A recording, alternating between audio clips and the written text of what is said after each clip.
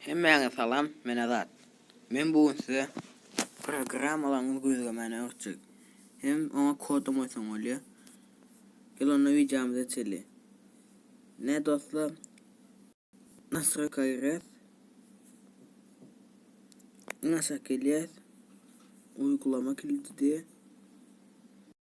Yine kod geliyor. Öz kodunu yazıyoruz. Benim kodum. Ne açıldı? Ne hayır saat gözüksen oluyor. Men imonu güzel koyacak. Yine imo kod koyuldu. Berkotamam görünmeyen oluyor.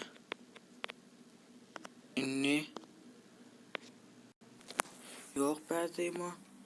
İki elini tutacağım.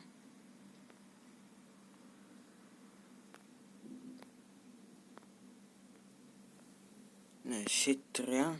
İki elini tutuyorum, şittiriyorum. Birini yukarı, birini aşağı atacağım. Şunu atacağım onun. Çıkıyor. Kod diyor. Ya koyun kodunu yazıyorsunuz. Ne çıkıyor? Numaram kod diyor. Onu yazamıza girdi içine.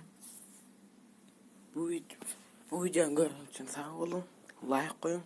Yeni video izleyen olsanız kanala abone olmayı unutmayın. Hoş sağ olun.